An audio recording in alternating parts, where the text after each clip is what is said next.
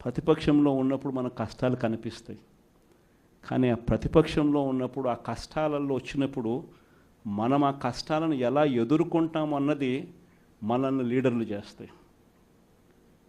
కష్టం వచ్చినప్పుడు మన క్యారెక్టర్ను మనం అమ్మేసుకుంటే, మన వ్యక్తిత్వాన్ని మనం అమ్మేసుకుంటే, ఒక్కసారి బాటిల్లో ఉన్న నీళ్ళు బాటిల్లో ఉంటే బాటిల్లో నీళ్ళు తాగుతాం.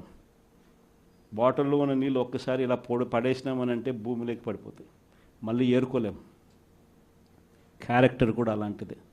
ఒక్కసారి విడిచిపెట్టేసినాము అని అంటే మళ్ళీ దాన్ని ఏరుకోలేం. ప్రజల్లో చులకనవుతాం, ప్రజల్లో పలచనవుతాం.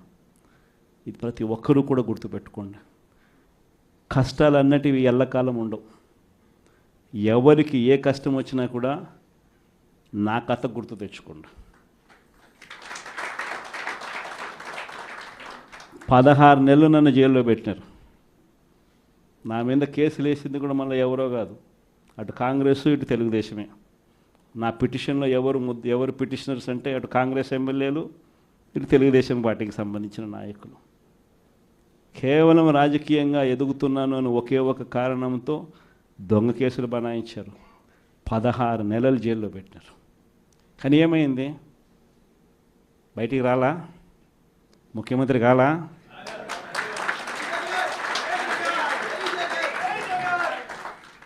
ప్రతి ఒక్కరు ఇది గుర్తుపెట్టుకోండి.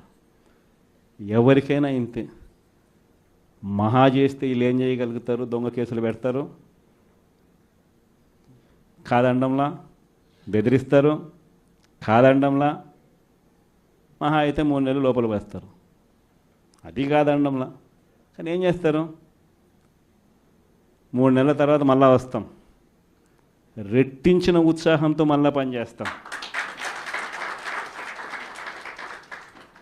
ఎవరెవరైతే మిమ్మల్ని జైల్లో పెట్టే కార్యక్రమం ఎవరెవరైతే చేస్తారో, మంచి చేసిన వాళ్ళని గుర్తుపెట్టుకోండి, చెడు చేసిన వాడిని గుర్తుపెట్టుకోండి. ఇద్దరిని గుర్తుపెట్టుకోమని చెప్తాను. ఊరికే చూస్తూ ఊరుకోం. వైఎస్ఆర్ కాంగ్రెస్ పార్టీ బ్రతుకుతుంది. వైఎస్ఆర్ కాంగ్రెస్ పార్టీ ఈ రాష్ట్రాన్ని ఏలుతుంది అని కూడా ఈ సందర్భంగా చెప్తాను. మరో 30 సంవత్సరాలు ఏళ్తామని కూడా ఈ సందర్భంగా కూడా మరి గట్టిగా కూడా చెప్తాను. కాబట్టి ఎవ్వరూ కూడా వైఎస్ఆర్ కాంగ్రెస్ పార్టీకి సంబంధించిన ఏ కార్యకర్త వెంటికి కూడా పీకలేడు అని చెప్పి కూడా ఈ సందర్భంగా చెప్తాను. ఇది ప్రతి ఒక్కరూ గుర్తుపెట్టుకోండి. ఒక్కటే గుర్తుపెట్టుకోండి, ఈసారి జగనన్న 2.0 కొంచెం వేరుగా కూడా ఉంటుంది. ఈసారి జగనన్న 2.0 కార్యకర్త కోసం ఎలా పనిచేస్తుందో కూడా చూపిస్తుంది. ఇది మాత్రం నేను ఖచ్చితంగా చెప్తా ఉన్నా.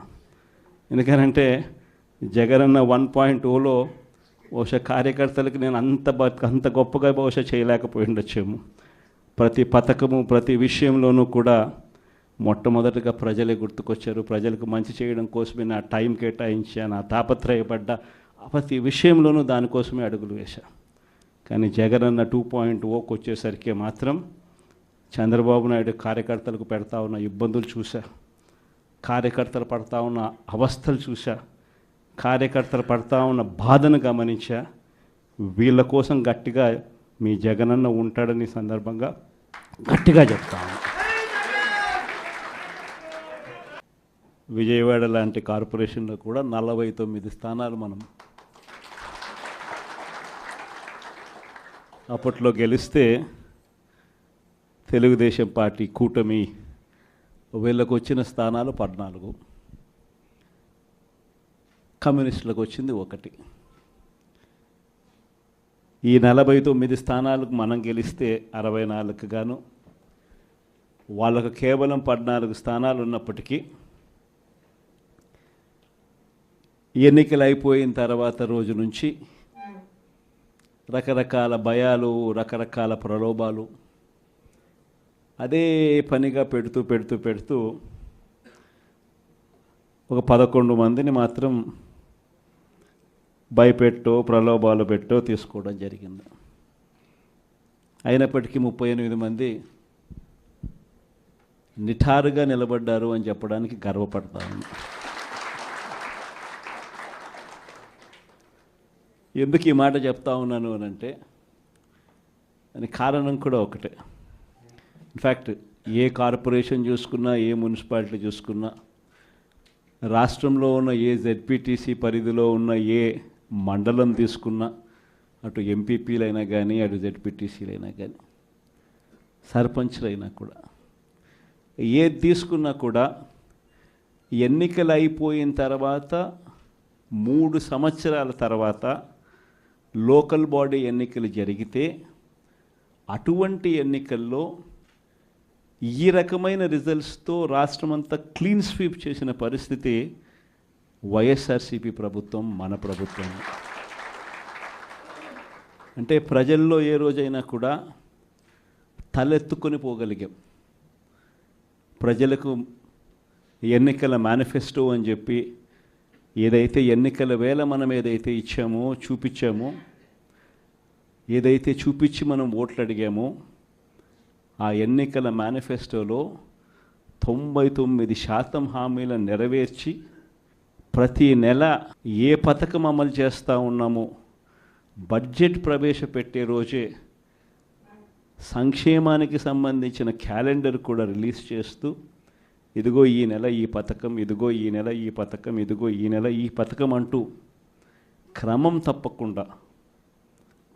తప్పకుండా ప్రతి సంవత్సరం ఎక్కడా కూడా ప్రజలకు నష్టం జరగకుండా, ఇబ్బందులు పడకుండా, క్రమం తప్పకుండా ఇచ్చిన ప్రభుత్వం ఏదైనా ఉంది అని అంటే అది దేశ చరిత్రలో ఒక వైఎస్ఆర్సీపీ ప్రభుత్వం మాత్రమే అని చెప్తాను. వైఎస్ఆర్సీపీ అన్న పార్టీ నిజంగా ఒక విలువల కోసం నిలబడిన పార్టీ. నా దగ్గర నుంచి మొదలెడితే ప్రతి కార్యకర్త కూడా, ప్రతి గ్రామ స్థాయిలో ఉన్న కార్యకర్త కూడా కాలర్ ఎగిరేసుకొని ఇది నా పార్టీ అని చెప్పి గర్వంగా చెప్పుకునే, వాళ్ళకి ఏదైతే మనం చెప్పామో అది చేసి చూపించిన తర్వాతనే మనం ఓట్లు అడిగి గెలిచాము. కాబట్టి ప్రజల దగ్గర ఏ రోజు మన విలువ తగ్గల. కానీ ఎన్నికలైన 9 నెలలు కూడా తిరక్క మునిపే ఈరోజు ఏ తెలుగుదేశం పార్టీ కార్యకర్త కూడా గడప గడప అంటూ ప్రజల ఇళ్లకు వెళ్ళే పరిస్థితి ఏ ఒక్కరికి కూడా లేదు, ఎమ్మెల్యే దగ్గర నుంచి కార్యకర్త దాకా. కారణం, ఏ గడపకు వెళ్ళినా కూడా వీళ్ళు ఎన్నికలకు ముందు ఇచ్చిన వీళ్ళ మేనిఫెస్టో సూపర్ 6లు, సూపర్ 7లు ప్రజలు వీళ్ళకి ఇలా చూపించి, ఆ ఇంట్లో నుంచి ఒక చిన్న పిల్లాడు బయటకు వస్తాడు, నా 15,000 ఏమైంది అని అడుగుతాడు. ఆ ఇంట్లో నుంచి